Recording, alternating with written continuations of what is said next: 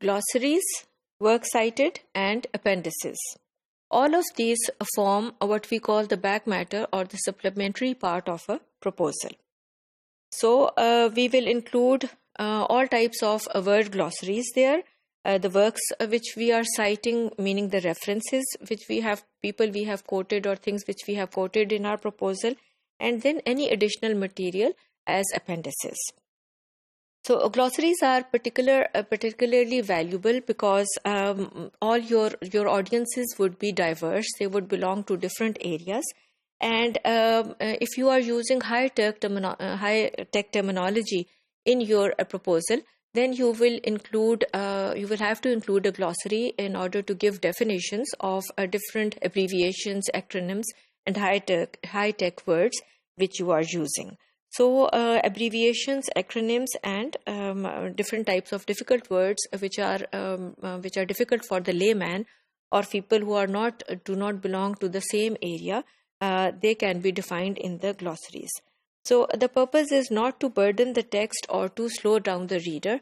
So those who know the meaning of the terms, they can easily skip over that difficult term. But those who are in need to understand the definition, they can go at the back of the proposal and look it up in the glossary. So readers who are unfamiliar with definitions can use that glossary which you are adding there, and those familiar can continue to read without interference. So this is what a glossary would look like. You can see here that beta testing many readers would not be familiar with this term, so its definition is given, the process used to identify the correctness, completeness, security, quality of computer software. So this is what a glossary would look like. Though all readers might not need terms defined, a glossary provides clarity to a less specialized audience. Then there are ethical considerations when you are citing from other sources and you are using other documents in your proposal. So if you are using this primary research, or you are using internet sources, blogs and so on, or you are citing from books and surveys or interviews or computer software, then you will have to cite your references at the end of your proposal. So this is what a reference list would look like, in which you give more information to your reader about where and whom you have cited, so that if the reader needs to get additional information about that particular source, he knows exactly where to look. So any additional material which you want to attach with your proposal comes in the appendices or at the end of your proposal as a back matter. So these could be older proposals, people who have already looked at the area about which you have researched or about which on which your proposal is written.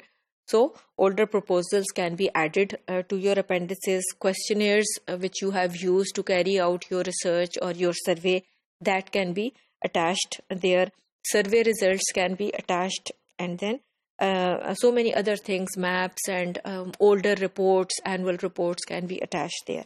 The thing to remember is that these contents are not of primary importance for your reader, because anything which you think is important, that should go in the main content, that should go in the discussion.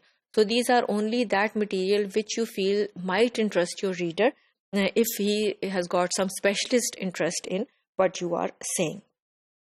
So when you are attaching this material at the end of the proposal, then you have to mention in the text that where is the relevant information, in which appendix it is attached, in which part of your proposal.